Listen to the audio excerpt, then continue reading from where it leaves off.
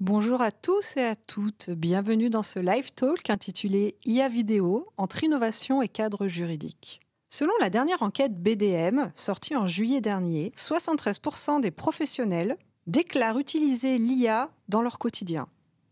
Depuis 2 ans environ, l'IA générative est le sujet numéro 1 du marketing et de la communication. On se tient au courant des derniers modèles IA sortis. On essaye de tester des IA génératives, déjà pour se former, savoir ce qu'elles sont capables de faire, mais aussi se poser la question de quels usages elles pourraient avoir dans son entreprise. Mais face au rythme effréné des innovations IA, on estime qu'un nouveau modèle sort quasiment chaque mois. Il est difficile pour les entreprises de savoir réellement quel outil et quels usages ils vont pouvoir pérenniser en entreprise. De plus, sur la question de la création de visuels ou de vidéos, il y a une notion de responsabilité qui existe. Face à l'usage de nouvelles technologies, dont aujourd'hui les collaborateurs ne savent pas forcément quels sont les risques et les bonnes pratiques à utiliser au sein de son entreprise. Qu'est-ce qui est autorisé, qu'est-ce qui ne l'est pas, et sur quel outil je peux avoir confiance et je peux travailler sereinement un contenu professionnel. C'est tout l'objectif de ce live talk aujourd'hui. D'arriver à vous donner les bonnes pratiques en termes de cadre d'usage pour travailler l'IA générative en entreprise et vous montrer les usages professionnels aujourd'hui disponibles au sein de vos entreprises. Pour ce faire, j'ai le plaisir d'accueillir Sophie de Kermangui. Bonjour Sophie. Bonjour Stéphanie. Tu es avocate en droit du numérique et en propriété intellectuelle au sein du cabinet Klein Vénère et tu fais partie du think tank du Cercle de la Donnée. Tu vas pouvoir nous éclaircir sur la partie juridique liée aux IA génératives. Oui, donc merci. Sophie de Kermangui, je suis avocate en droit des nouvelles technologies au sein du cabinet Klein Vénère, qui est un cabinet indépendant de 43 avocats qui couvre environ 13 spécialités. Alors, on a la particularité d'être un cabinet franco-germano-italien. Donc, on est à la fois multiculturel et multilingue. Mais on est aussi présent dans le monde entier grâce à notre réseau d'avocats Pangéanet. Et comme tu le disais, je suis aussi membre du think tank Le Cercle de la Donnée, qui est un think tank qui regroupe des professionnels de la donnée et qui publie régulièrement des études liées à ce sujet. Merci d'être parmi nous. À mes côtés, Nicolas Tralongo, tu es fondateur et CEO de 2Emotion, plateforme de création vidéo assistée par IA pour les entreprises. Et tu es aussi notre directeur IA au sein de l'entreprise. Tu vas donc pouvoir nous parler des usages de l'IA générative actuelle dans le process de création vidéo. Qu'est-ce qu'on peut faire actuellement dans un cadre professionnel avec les IA génératives ? Eh bien, beaucoup de choses. Et comme tu le disais, Stéphanie, on est vraiment à une époque, depuis plus d'1 an et demi, où il y a un boom sans précédent d'arrivée de modèles d'IA générative permettant effectivement de faire beaucoup de choses. Par contre, c'est à la fois enthousiasmant pour les créateurs de contenu et les entreprises, mais c'est à la fois très perturbant et sensible pour les entreprises pour plusieurs raisons. Pourquoi ? Parce qu'il y a des nouveaux modèles ou des mises à jour de modèles qui peuvent arriver et sortir quasiment tous les jours. Donc ça veut dire que c'est une véritable jungle entre des modèles qui peuvent avoir des niveaux de qualité, des niveaux de sécurité ou des niveaux d'usage qui ne sont pas encore matures ou pas encore disponibles et utilisables pour une entreprise. Donc face à ça, ça nécessite une vraie expertise sur quel modèle utiliser, quel modèle tester pour un usage professionnel, encadré, sécurisé dans une entreprise. Donc les risques sont là et c'est pour ça qu'à 2Emotion, on se positionne comme un éditeur, un expert, un spécialiste de ces IA pour mettre à disposition auprès des entreprises une plateforme d'IA, de création de contenu, mais sécurisée, et à un niveau de qualité d'usage entreprise. Ça veut dire quoi ? Ça veut dire qu'on s'engage sur un niveau de qualité, un haut niveau de qualité, qui permet effectivement d'être bénéfique à l'entreprise. On s'engage également sur un haut niveau de sécurité, puisque chaque entreprise, chaque domaine d'activité ont de plus en plus en enjeu, et c'est fondamental de sécuriser autant sur la partie confidentialité, RGPD, mais aussi de données.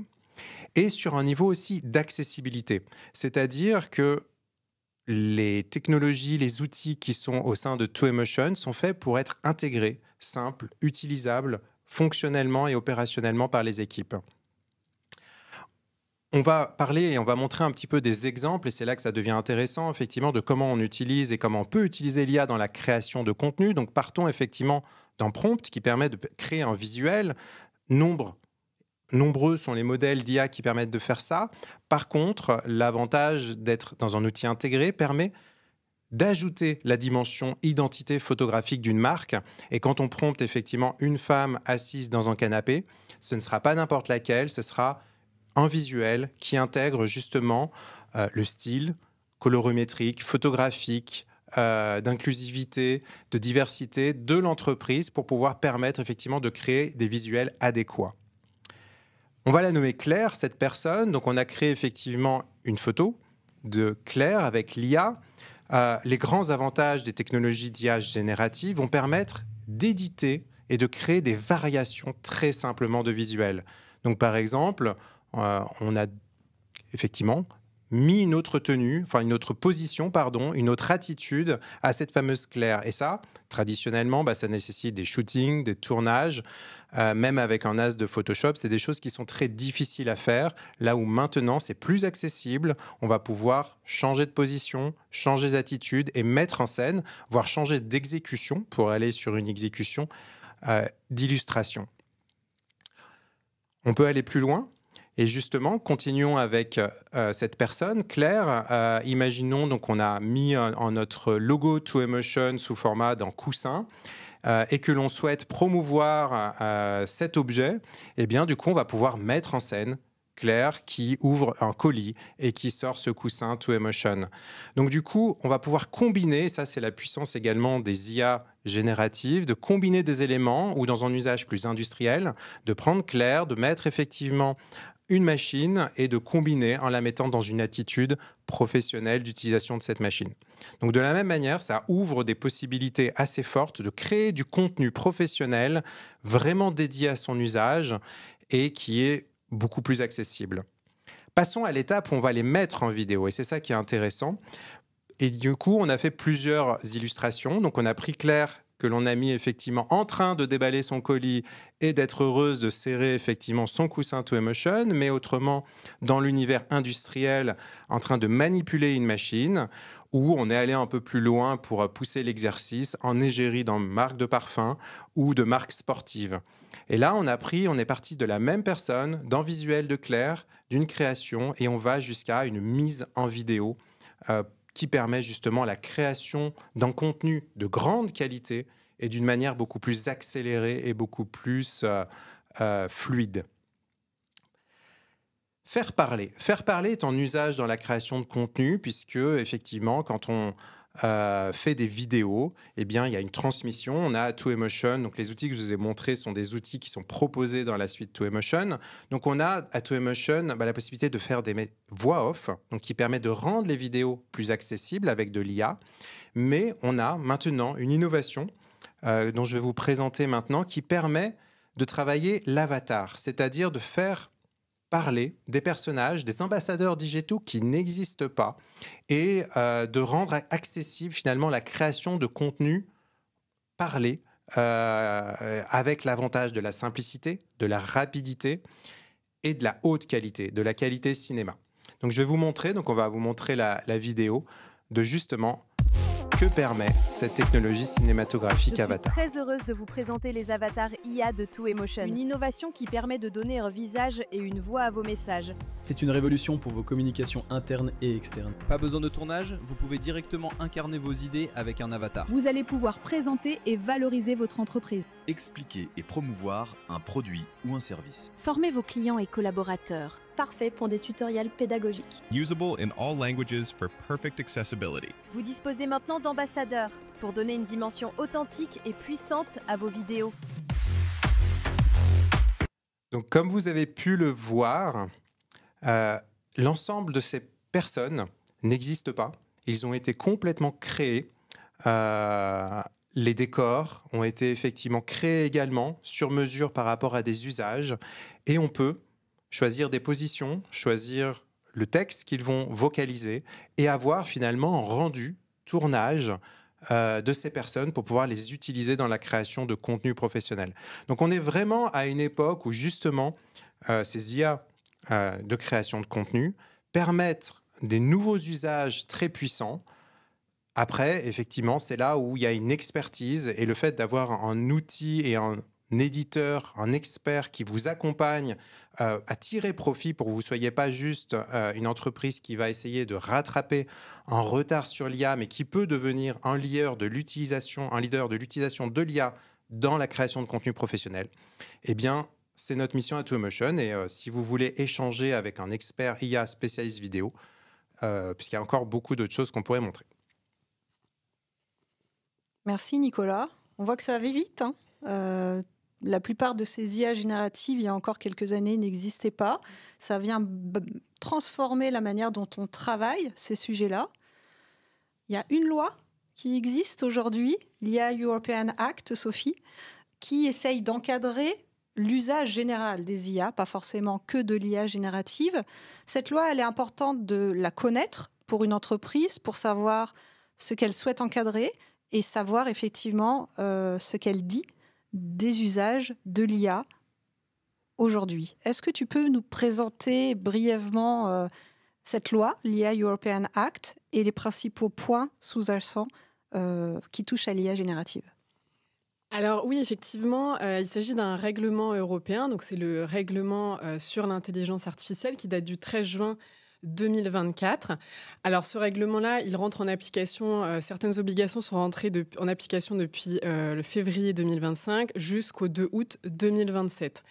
Alors l'objectif de ce règlement, en fait, il vise à concilier deux facettes. La première, c'est évidemment les avantages indéniables que présentent les systèmes d'IA pour les entreprises en termes de productivité, d'efficacité, mais aussi les risques que génèrent les systèmes d'IA pour les droits et libertés fondamentaux des personnes. Donc j'en cite quelques-uns, par exemple la discrimination, la manipulation ou l'atteinte aux droits de propriété intellectuelle des tiers. Alors, qu'est-ce que couvre ce règlement ? Quelle est la définition qui donne des systèmes d'IA ? Alors, il y a une définition qui est donnée par le RIA, qui est reproduite ici. Donc, il y a 7 critères cumulatifs. Les deux qui sont sans doute les plus importants et qui distinguent vraiment les systèmes d'IA des autres logiciels, parce qu'un système d'IA, ça reste un logiciel avec un code source, un code objet, c'est celui d'autonomie, c'est-à-dire qu'en fait, l'IA, elle va réussir à générer en fait une sortie seule sur la base d'intrants manuels. Et le deuxième critère, c'est celui de d'induire des résultats. Et donc, c'est là qu'on retrouve justement les fameuses IA connexionnistes qui sont basés sur des algorithmes d'apprentissage, donc les IA usage général, les IA génératives, qui en fait s'entraînent sur la base d'essais-erreurs, sur la base de données étiquetées pour en fait moyenner, induire un résultat. Et donc ça, c'est une technologie qui est notamment issue des travaux de Yann Lequin, qui a eu le prix Turing en 2019. Pour être encore un peu plus précis, le règlement IA, en fait, il définit 5 grandes catégories de systèmes d'IA. La première, ce sont les IA interdites, donc qui sont interdites depuis cette année. Donc, notamment, on a les IA de notation sociale. Ça fait penser à cet épisode de Black Mirror, Chute libre, où la personne, elle est notée en permanence. Donc ça, c'est interdit. On a aussi les IA à haut risque, qui, alors là, sont définis en fonction du domaine et de la finalité. Par exemple, dans l'éducation, pour trier les candidatures pour l'enseignement supérieur, dans le travail, pour trier les CV, ou encore dans le milieu bancaire, pour tout ce qui est solvabilité. Donc voilà, le règlement IA donne vraiment une liste des IA au risque, donc vous ne les inventez pas, hein, elles sont vraiment listées et ça peut évoluer. Ensuite, la troisième catégorie, c'est les IA à usage général, donc les fameux LLM. Ensuite, les IA génératives, interactives et aussi de détection des émotions, dont évidemment générative, on parle beaucoup aujourd'hui. Je donnerai les obligations qui incombent, j'en reparlerai un peu après. Et après, on a les autres IA en fait, qui sont sur le marché, les IA d'analyse de documents ou détection de la fraude. Je précise juste qu'une qualification n'exclut pas l'autre. Vous pouvez être une IA au risque et une IA à usage général. Donc voilà, c'est... Et pour terminer, je dirais que en fait, le règlement IA, finalement, il impose surtout des obligations aux IA au risque et aux IA à usage général. Pour les autres IA, il n'y a pas tant d'obligations que ça dans le règlement IA. Il faut se référer surtout aux règles qui existent déjà, notamment avec le RGPD, parce que si vous entraînez une IA avec des données personnelles, le RGPD s'applique, donc il ne faut pas oublier ça. Et après, c'est aussi toutes les règles contractuelles classiques de droit de la propriété intellectuelle, de responsabilité qui s'appliquent. Il n'y a évidemment pas que le RIA qui s'applique au système d'intelligence artificielle. Merci Sophie. Nicolas, quelle est la nature des IA intégrées au sein de la plateforme 2Emotion ? Alors clairement, comme le disait Sophie, on est dans l'IA générative, donc on n'est pas du tout dans des IA effectivement interdites à haut risque. On est effectivement dans un outil de création de contenu à usage effectivement interne ou externe, de création de contenu vidéo, explicative. Donc après, ces IA sont celles-ci. Il faut toujours par contre faire attention aux données qui sont effectivement transmises à ces IA. Mais là où ça a de l'impact, c'est qu'en tant effectivement que fournisseur tiers, on sécurise justement les données, on sécurise aussi l'hébergement ou l'enregistrement ou l'amélioration des IA sur ces données. Merci. On le voit, une loi existe, RGPD est là aussi. Ces usages sont nouveaux et il est important de les encadrer. Depuis quelque temps, on entend les mots gouvernance, on entend les mots charte d'entreprise qui arrivent. L'idée ici, c'est de se dire, est-ce qu'on peut laisser ses collaborateurs tester différents modèles, promouvoir du contenu sur les réseaux sociaux de l'entreprise sans les avoir formés, sans les avoir sensibilisés aux risques et aux bonnes pratiques qui doivent être définies, bien sûr, par rapport à la loi, mais aussi par rapport à la culture d'entreprise et à ce que souhaite faire l'entreprise avec ses IA génératives. Sophie, si on souhaite demain mettre en place une charte, un document qui vise à sensibiliser ses collaborateurs sur l'usage des IA génératives, qu'est-ce qu'on mettrait à l'intérieur en termes de risques, mais bien sûr aussi des bonnes pratiques à transférer à ses collaborateurs ? C'est qu'il y a plusieurs risques, mais je vais en prendre 3 et les bonnes pratiques derrière qui pourraient être mises dans une charte. Alors, le premier, c'est, j'en parlais tout à l'heure, le risque d'atteinte aux droits de propriété intellectuelle des tiers et au droit à l'image. Parce que, en fait, les IA génératives, elles se nourrissent de bases de données pour s'entraîner. Et donc, certaines IA, en fait, elles s'entraînent sur des données de tout ce qui est accessible, en fait, en ligne, et pas sur des bases de données propriétaires ou sous licence. Et donc, les données sur lesquelles elles s'entraînent, elles peuvent être couvertes par des droits d'auteur, et donc, elles ne demandent pas l'autorisation pour les utiliser. Pour prendre un exemple concret, là, actuellement, il y a un litige en Angleterre où Getty Images, la banque de données, en fait, a signé en contrefaçon l'éditeur de l'IA générative Stability AI parce qu'en fait, elle lui reproche d'avoir aspiré toute sa base de données, à peu près 12 millions d'images pour entraîner son IA. Et comment ils s'en sont rendus compte? En fait, c'est parce que sur les images qui étaient générées par l'IA générative, il y avait en fait le filigrane de Getty Images qui apparaissait. Donc voilà, donc c'est quand même un indice qui a eu une aspiration de ces images-là sans autorisation. Bon, le procès est en cours, on verra ce que ça donne. Donc vous, utilisateurs, en fait, si vous générez une image avec ces outils-là, le risque que vous pouvez avoir pour l'entreprise, c'est de générer en fait une image sur la base d'une image. Enfin, je prends l'exemple d'une image, mais ça peut être aussi une vidéo ou une musique qui appartient à quelqu'un. Donc vous créez une œuvre dérivée de l'œuvre originale, mais sans l'autorisation de l'auteur de l'œuvre originale. Donc là, c'est problématique parce qu'en fait, vous commettez potentiellement une contrefaçon, peu importe que vous ne soyez pas au courant, et potentiellement aussi du parasitisme. Sur le plan du droit à l'image, là, c'est plus par rapport au deepfake, à l'hypertrucage. En fait, si vous réutilisez l'image ou la voix de quelqu'un sans son autorisation. Alors, pour lutter en fait contre ça, éviter ces risques-là, qu'est-ce qu'on peut faire qu'est-ce qu'on peut écrire dans une charte? La première chose qu'on peut faire, c'est de former en fait ces salariés en vérifiant les prompts qu'ils font, en leur disant en fait évitez de faire les prompts je veux faire une image, une vidéo qui a le style de telle ou telle entreprise. Parce que du coup, vous pouvez faire du parasitisme. Deuxièmement, ça peut aussi utiliser des IA génératives qui sont entraînées sur des données sous licence ou propriétaires, donc pour éviter le risque de contrefaçon, et de vérifier dans les CGV que l'éditeur vous garantit bien c'est la garantie d'éviction contre les atteintes aux droits de tiers. Et enfin, demandez toujours à vos salariés, d'écrire dans la charte que le salarié doit toujours avoir eu l'autorisation de la personne pour utiliser sa voix ou son image. Voilà, je dirais que c'est peut-être les quatre choses qu'on peut mettre dans une charte IA. Ensuite, pour le deuxième risque, c'est celui sur la confidentialité.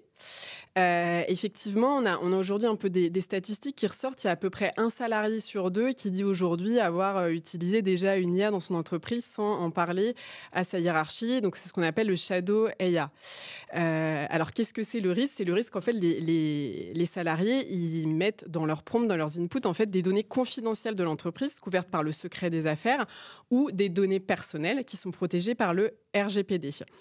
Et ce qui se passe, c'est qu'en fait, les données que vous rentrez dedans, il y a des IA qui réutilisent en fait vos requêtes pour s'entraîner. Et donc, en fait, dans le résultat qui peut sortir pour quelqu'un d'autre, en fait, les données que vous avez rentrées peuvent ressortir. Donc, si vous avez mis tout un contrat de votre entreprise dans une IA générative, le risque, c'est que derrière, il y ait des données de ce contrat qui ressortent dans la requête de quelqu'un d'autre. Et on sait, par exemple, que votre entreprise travaille avec tel prestataire sous quelles conditions. Donc, qu'est-ce qu'on peut du coup à nouveau faire pour lutter contre ça et inscrire dans la charte IA ? Premièrement, c'est sans doute de vérifier que le fournisseur de votre IA ne réutilise pas en fait ce que vous rentrez pour vos prompts et vos inputs. Je crois que dans la version de ChatGPT Entreprise, c'est possible de désactiver cette fonction. Deuxièmement, ce serait d'utiliser des IA qui sont hébergées dans des infrastructures privées, des clouds privés. On a Mistral AI qui propose ça, ou encore Lighton, par exemple. Et troisièmement, de former évidemment vos salariés à ne pas mettre des données trop confidentielles dans les IA génératives. Et donc, c'est là où je fais une petite aparté donc, sur le RIA. Il y a une obligation, pour le coup, qui s'applique à toutes les entreprises dans ce règlement qui utilisent de l'IA, c'est l'obligation de former ses salariés. Vous avez cette obligation depuis février 2025. Vous devez former vos salariés qui utilisent de l'IA au risque de l'IA. Et enfin, je dirais là plus à l'adresse des DSI, les mesures de sécurité pour éviter des copier-coller hasardeux sur Internet de données. Mais bon, de toute façon, il faut mieux autoriser, je dirais, l'utilisation d'IA générative et l'encadrer plutôt que, en fait, l'interdire parce que, en fait, vos salariés, de toute façon, ça existe, ils vont aller l'utiliser, l'IA générative. Donc, il faut mieux, encadrer. Et pour terminer, sur le troisième risque, en fait, qui est, on entend de plus en plus parler, mais qui est un peu sous-estimé, c'est celui de sobriété numérique. Alors, qu'est-ce que c'est ? La sobriété, c'est en fait le fait de concilier les avantages que permettent évidemment l'innovation avec l'impact environnemental et sociétal de l'innovation de l'intelligence artificielle.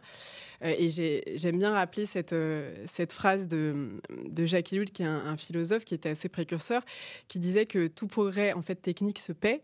Et c'est vrai, parce que effectivement, les IA, c'est très intéressant pour plein de choses, comme on parle aujourd'hui à cet événement, mais ça consomme beaucoup d'énergie. Les IA génératives, c'est très énergivore. Et aujourd'hui, le stockage de données, il augmente à peu près de 35% au niveau mondial par an, donc c'est colossal. Hein. Et on a les GAFAM qui disent effectivement que leurs émissions de gaz à effet de serre, elles ont doublé ces dernières années avec la création de l'IA générative. Donc c'est effectivement, on va se dire que c'est pas viable à long terme. Il y a aussi les impacts psychiques. On a des études récentes aussi du MIT qui disent que trop en fait utiliser d'IA, ça peut réduire ça peut avoir un impact sur les capacités cognitives et la diversité des idées en entreprise. Donc voilà, on ne va pas remplacer tous les salariés par des IA parce qu'il y aura un problème de diversité des idées à un moment donné. Et donc pour terminer, qu'est-ce qu'on peut mettre dans la charte IA pour lutter contre ça ? C'est peut-être d'éviter les IA récréatives, de faire des habilitations en entreprise qui a le droit d'utiliser en fait telle IA pour éviter d'utiliser en fait entre guillemets pour rien de l'IA, aussi de cartographier vos stockages de données pour éviter de la redondance dans le stockage, parce que c'est très énergivore. Et enfin, de respecter ce principe du RGPD, qui est la durée de conservation des données, parce que moins vous conservez vos données, moins ça consomme, et accessoirement, c'est bien aussi pour la sécurité de l'entreprise. Voilà, je terminerai là sur les 3 risques que je mettrais dans une charte IA. C'est intéressant parce que effectivement, il y a une obligation de former. Il y a aussi une obligation déjà de sensibiliser avant de former. Beaucoup d'entreprises se posent la question de comment formaliser ce qui est autorisé, pas autorisé. Déjà, en partant de ces 3 risques-là, en les inscrivant, en mettant les bonnes pratiques, c'est déjà une bonne base. Il faut savoir qu'il y a un risque utilisateur. C'était le cas aussi lorsqu'on stream des vidéos. Il y a toujours un risque de dire si je fais un streaming 20 heures, je consomme énormément. Est-ce que c'est vraiment utile? Est-ce que c'est purement récréatif? C'est la même chose avec les IA génératives. Comment avoir des IA qui sont utiles? Mais il y a aussi l'idée de l'outil. C'est-à-dire que quand on parle d'IA European Act, on parle aussi des engagements des outils qui intègrent des IA génératives. Elles ont aussi des règles à respecter. Même si pour les IA génératives, vous l'avez dit, elles sont un peu moins fortes que pour des IA forcément à haut risque, il est important de former ces équipes sur des outils qui, elles aussi, respectent des engagements IA. À ce titre, Nicolas, je crois que 2Emotion a sorti sa charte IA pour son outil de création vidéo. Est-ce que tu peux nous dire, pour les entreprises aujourd'hui qui vont tester et essayer des outils, quels sont les principaux points qu'ils doivent vérifier auprès de leurs fournisseurs? Tout d'abord, l'intention et l'importance de cette charte IA, c'est justement d'accompagner les entreprises, les marques à avancer sur ces domaines-là, à tirer profit des opportunités qu'ouvrent ces IA, mais à le faire dans un cadre sécurisé auprès effectivement d'experts de confiance. Et au sein de cette charte, il y a plusieurs choses. Pour nous, elle est basée sur plusieurs principes. Un des premiers qui est fondamental là-dessus, c'est celui de l'autonomie, c'est-à-dire de pouvoir accompagner et donner la main, le pouvoir à nos clients, aux entreprises qui utilisent 2Emotion, à avancer dans l'IA, mais à leur rythme, par rapport à leurs objectifs, à vérifier chaque étape, chaque outil, à quoi il va servir, est-ce qu'il va être récréatif, est-ce qu'il va être productif, et de pouvoir justement ouvrir progressivement les IA ou pas, ouvrir à certains utilisateurs selon leur usage et avoir justement la main, c'est ce que l'on appelle à 2Emotion la gouvernance IA, celui effectivement fonctionnellement de suivre quelles IA sont utilisées, quels utilisateurs ont accès et de pouvoir agir et contrôler ça. Le deuxième point qui est très important aussi pour nous, c'est celui de l'engagement de la transparence pour la sécurité des données, justement de donner les moyens aux entreprises de cartographier justement quelles IA sont utilisées, comment elles sont utilisées, avec quel type de données, de mettre en place tous ces outils justement de non-apprentissage des données de nos clients par les IA et justement de créer ce canal de confiance, de transparence et qui va avec ce troisième principe qui est celui effectivement, ce principe d'explicativité, c'est-à-dire d'avoir des référents, des experts IA auprès de qui nos clients peuvent parler, poser des questions qui sont très techniques, qui peuvent être sécuritaires, qui peuvent être juridiques, pour justement, et aussi métiers, justement pour se poser la question sur chaque métier, chaque usage, comment avancer, à quel rythme, pour justement avancer, parce que c'est important. Le troisième est un engagement également que l'on s'est mis et que l'on porte au sein de cette charte IA, c'est celui de vigilance, puisque les choses évoluent, et donc du coup de pouvoir suivre, vérifier ce qui se fait, améliorer en continu tout ce dispositif.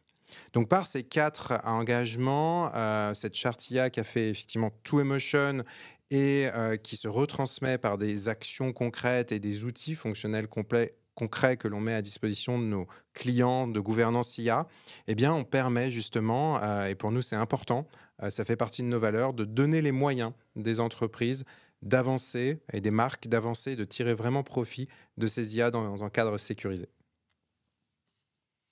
Merci Nicolas. Pour ceux qui sont intéressés par la charte IA, vous la retrouvez sur 2emotion.com dans la rubrique Engagement IA et vous pourrez la lire en entier. On l'a vu, l'IA générative, elle impacte les métiers. L'entreprise est responsable de la manière dont elles sont utilisées au sein de sa propre entreprise. les outils, bien sûr, sur lesquels vous formez et vous permettez à vos collaborateurs de travailler, mais aussi la rédaction d'une charte qui va les guider dans le bon usage de ces IA génératives et à différents rythmes, c'est ce que tu disais.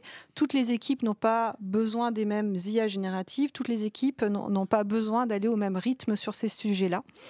Et les évolutions de ces IA sont tellement rapides qu'il est important de penser à bien actualiser ces chartes avec les nouvelles règles qui peuvent sortir ou évoluer avec le temps. Au début, lorsque vous êtes inscrit dans notre événement, on vous a demandé quelles étaient vos questions, quelles étaient vos préoccupations par rapport à ces IA génératives. On l'a fait justement dans cette idée de pouvoir y répondre le plus précisément possible. On vous remercie d'ailleurs parce qu'on a eu plus d'une centaine de questions qui ont été posées. On a fait un travail de regroupement, ne pouvant bien sûr pas toutes les prendre individuellement lors de ce live. On les a regroupées en 4 grands thèmes qui, je pense, va vous permettre de continuer à alimenter votre charte et à l'écrire avec des sujets précis et des bonnes pratiques précises.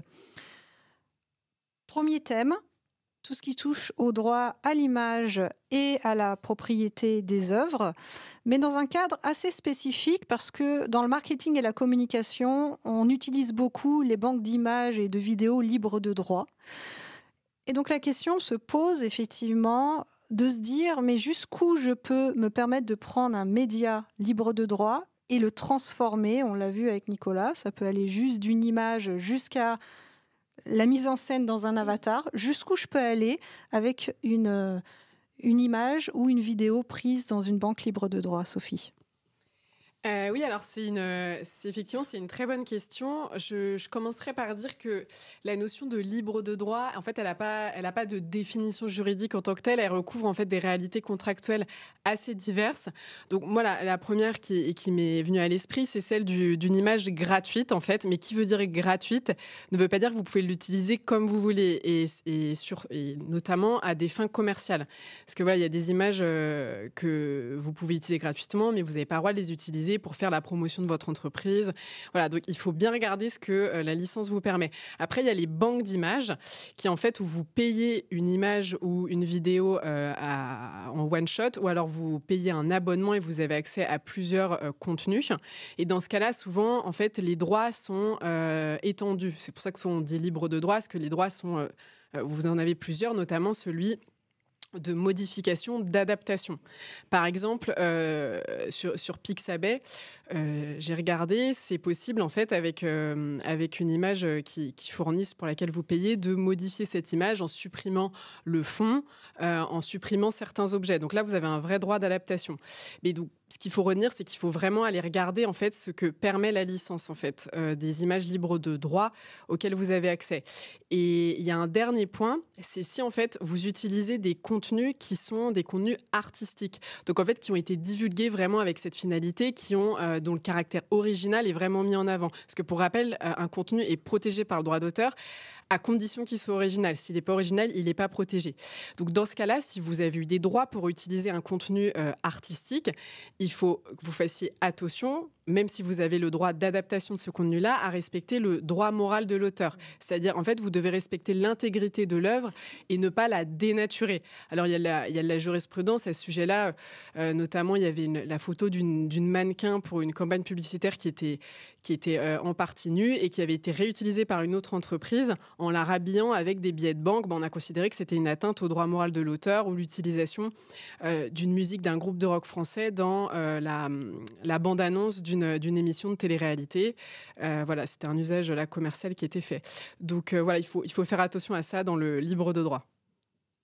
Notamment quand les entreprises travaillent avec des photographes ou avec effectivement des professionnels du visuel. Là, pour le coup, le contenu original et peut-être artistique peut être mis en œuvre. Nicolas, au sein de Twaymotion, il y a un hub média, justement de banques d'images, de vidéos, d'iconographie libre de droit. Quels sont les droits? Est-ce qu'au sein de Twaymotion, on peut modifier, changer, prendre une image et derrière la modifier avec l'IA?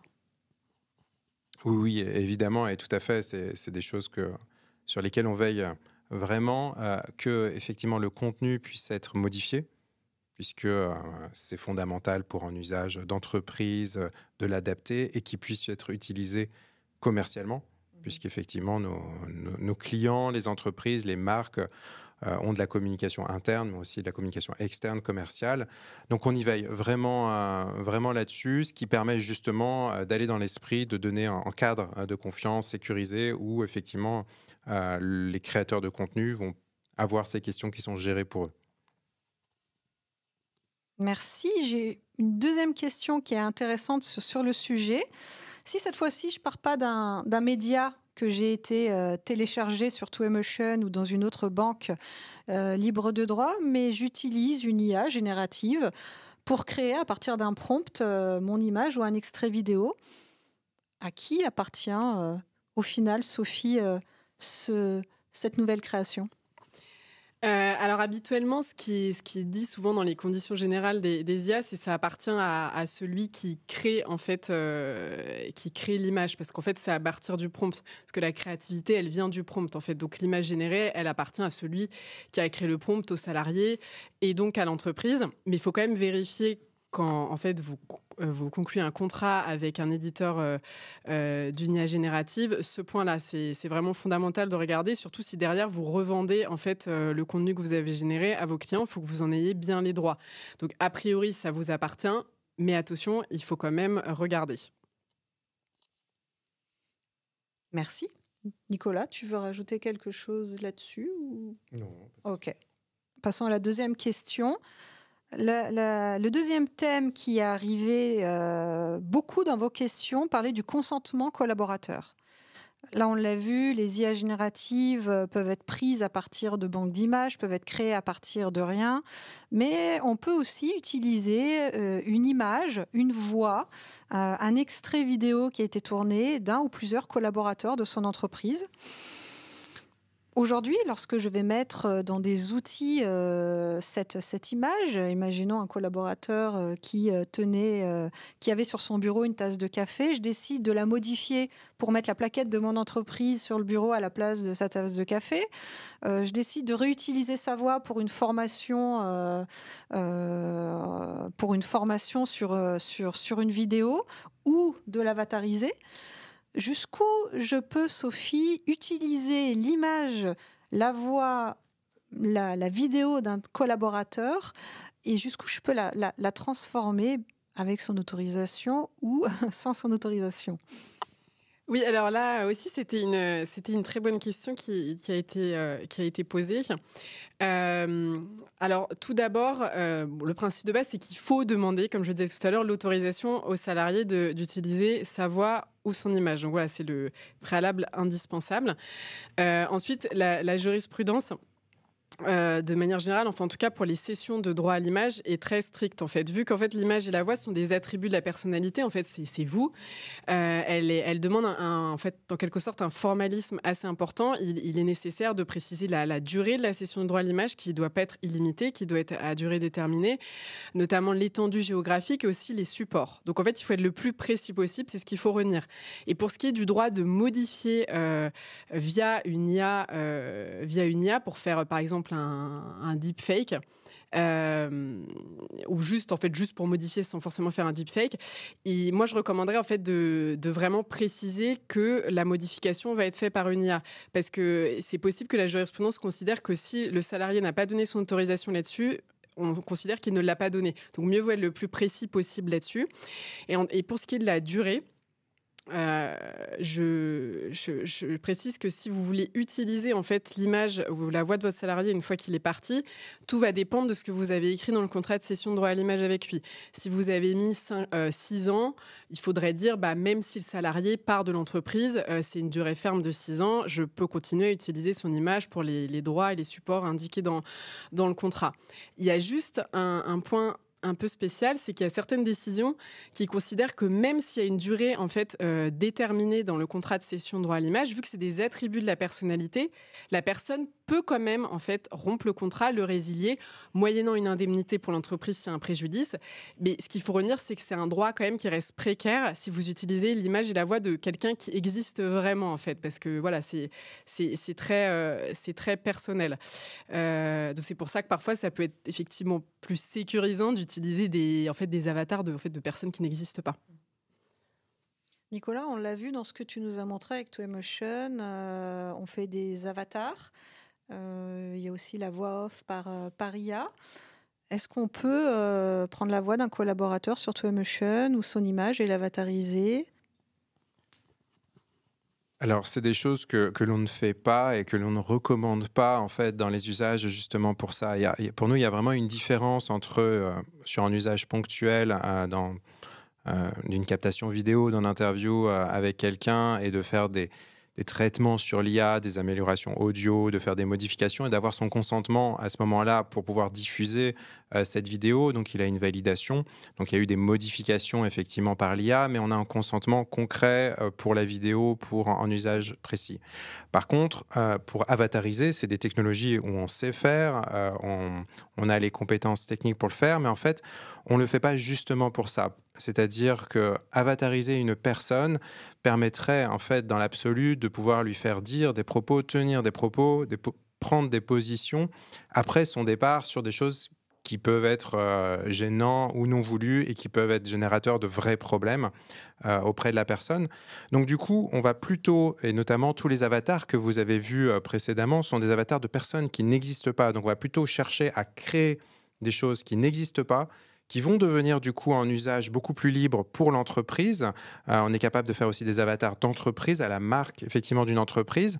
Et on va plus, quelquefois, quand il y a des ambassadeurs qui existent, on va plutôt s'intéresser à s'inspirer. On ne va pas recopier, à s'inspirer de ce que véhicule une telle personne, etc. Mais pas prendre ses attributs. Prendre effectivement des conséquences de ces attributs pour justement avoir une création qui est beaucoup plus libre et qui peut s'utiliser dans le temps et qui écarte en fait toutes ces problématiques qui sont très importantes au niveau juridique. Ouais. C'est la différence entre un usage privé, effectivement, et un usage en entreprise. Ne pas faire tout ce que les technologies permettent dans l'absolu de faire, mais toujours se poser la question par rapport aux risques et aux usages au sein de mon entreprise. C'est d'autant plus vrai sur la partie collaborateur et l'image d'un collaborateur. Le troisième thème qui a beaucoup été abordé est celui de la mention. Est-ce que quand je dois utiliser une IA générative, on l'a vu aujourd'hui dans tout le process de création d'un visuel ou d'une vidéo, il y a des étapes où potentiellement on peut intégrer de l'IA générative. Est-ce que je dois le mentionner ? Est-ce que c'est une obligation juridique ? Est-ce que c'est une bonne pratique ? Et surtout, à partir de quand ? Est-ce que si c'est juste, je reprends mon exemple, j'ai juste enlevé la tasse de café sur mon bureau, est-ce que je dois mentionner que j'ai fait de l'IA ? Ou est-ce que, au final, j'estime que l'IA est partout et je ne le mentionne plus, Sophie ? Oui, alors pour ce qui est des mentions, alors en fait le RIA pour ce qui concerne les IA génératives, c'est sans doute, c'est quasiment la seule obligation qui s'impose aux IA génératives. En fait, les fournisseurs des systèmes d'IA génératives vont avoir l'obligation à partir du 2 août 2026 de paramétrer leur logiciel pour que les contenus qui sortent en fait soient indiqués comme des contenus générés par IA. Juste pour rappel, l'IA générative, elle est définie dans le RIA comme ce sont des IA qui génèrent des contenus de synthèse de type audio, image, vidéo ou texte. Donc pour l'instant, on ne sait pas exactement la forme que ça va devoir prendre. La Commission européenne va publier des lignes directrices d'ici là pour en gros expliquer aux entreprises, aux éditeurs comment ça va se passer. Parce qu'effectivement, c'est pas évident de savoir la mention que ça va prendre. Pour ce qui est des utilisateurs, donc ceux qui utilisent les IA génératives, ils n'ont pas d'obligation, eux. Normalement, ça devrait être par défaut sur l'image qu'ils génèrent. En revanche, pour ce qui est des deepfakes, hyper trucage en français.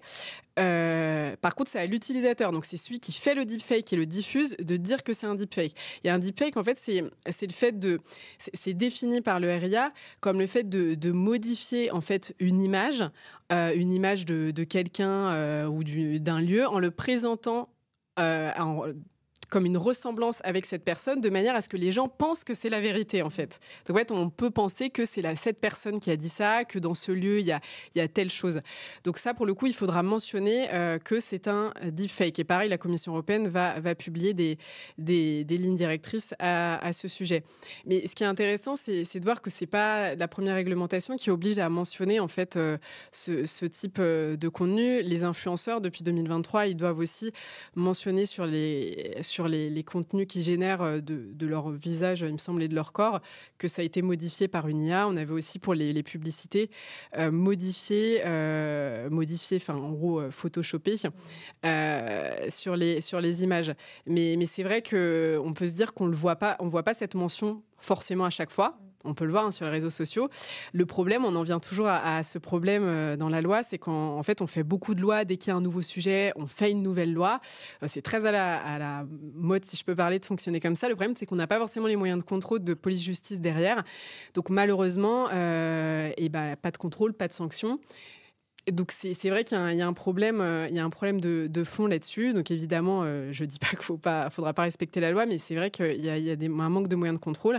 Après, vu que ces images elles sont publiées auprès du grand public, souvent c'est les utilisateurs, les consommateurs qui peuvent signaler si ces mentions elles apparaissent pas et du coup déclencher un contrôle. Voilà, Oui, c'est intéressant parce qu'il y a deux débats, Nicolas, qu'on entend beaucoup dans le digital. Il y a ce premier débat qui dit de toute façon tout est modifié.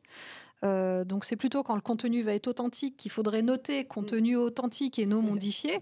Et le débat de dire, avant on avait Photoshop qui permettait de changer ou d'enlever un élément sur une table. Effectivement, on ne le citait pas systématiquement à chaque fois qu'on enlevait un élément. Pourquoi aujourd'hui? Parce que c'est fait par une IA, on va devoir le dire. Quels sont les usages qui, pour toi, Nicolas, vont nécessiter à un moment donné la mention d'IA? Je trouve personnellement, oui, que l'idée de fond d'arriver comme quand on a du contenu télévisuel et qu'il est mentionné comme étant live, comparé effectivement à un contenu télévisuel qui n'est pas live, d'arriver peut-être à un moment donné où on mentionnera que le contenu est authentique par rapport à du contenu et finalement qui serait tout le reste et 10% du reste comme étant modifié à la main ou par l'IA, est une bonne idée. Après, pour nous, ça va dépendre aussi de l'usage que l'on fait. Ça va dépendre aussi... j'ai plus tendance à dire que c'est une bonne pratique ou une réflexion de marque, parce qu'effectivement, juridique, ça bouge encore beaucoup, de se positionner d'une certaine manière, selon le contenu que l'on fait, selon la modification par l'IA que l'on fait, de le mentionner ou de ne pas le mentionner et de suivre en fait comment ça se passe en termes aussi d'actualité. Donc c'est encore pour moi un sujet où il faut naviguer à vue par rapport aux évolutions des lois, par rapport aux évolutions des applications des lois, par rapport aux évolutions de la réglementation. Mais dans tous les cas, de se poser ces questions est important régulièrement, justement, pour pouvoir agir régulièrement là-dessus. Pour le signaler ou pas, le cas échéant, et selon si l'usage le nécessite, selon jusqu'où va le contenu créé. Ça peut être une bonne pratique pour une charte, effectivement, de se poser cette question dans la charte, de dire... En tant qu'entreprise, vu qu'aujourd'hui c'est une bonne pratique, ça va plutôt être une obligation peut-être, et on ne sait pas encore exactement sous quelle forme l'année prochaine, de se dire moi en tant qu'entreprise, voilà comment je me positionne à partir du moment où on avatarise, à partir du moment où on fait une voix off avec IA, je décide de l'indiquer, je vous demande de l'indiquer. Par contre, effectivement, si vous avez juste généré une image ou quoi que ce soit, chacun va pouvoir se positionner par rapport à ça. Et face à des lois qui aujourd'hui ne peuvent pas aller aussi vite que les usages, la charte est un bon moyen d'uniformiser pour une marque les manières de faire, et donc sur cette partie-là, sur la partie mention. D'où la nécessité de commencer à faire une charte au sein de son entreprise. Dernière question, mais qui était très très importante aussi. On le voit, aujourd'hui, il y a une grande loi, l'IA European Act, qui est très, très générique. On a la RGPD aussi en Europe, mais globalement, les innovations d'IA générative vont plus vite que la loi.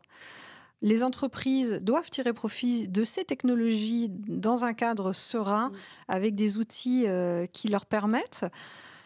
Mais il peut toujours arriver, et c'est le propre de la communication, il peut toujours arriver à un moment où on a un problème de réputation ou même un problème juridique. Comment on peut prouver sa bonne foi, Sophie ? Alors, il y a deux aspects en fait pour cette réponse. Le premier, c'est vis-à-vis des tiers. En fait, si vous enfreignez les droits d'un tiers, ses droits de propriété intellectuelle, son droit à l'image ou sa voix, bon, malheureusement, vous n'avez pas d'excuse de bonne foi. En fait, c'est comme ça, notamment en contrefaçon, ça n'existe pas. Vous pouvez pas dire à la personne je savais pas. C'est la personne qui va décider pour qui vous enfreignez les droits de vous dire ok, bon, c'est pas grave. C'est pas pour autant que vous allez forcément aller au procès. Évidemment, vous pouvez trouver une solution amiable avec la personne ou faire une conciliation, une médiation. Aujourd'hui, la procédure au tribunal, elle est longue, coûteuse, elle est assez incertaine. Donc voilà, c'est pas parce que vous enfreignez les droits de quelqu'un que ça va forcément aller devant les tribunaux.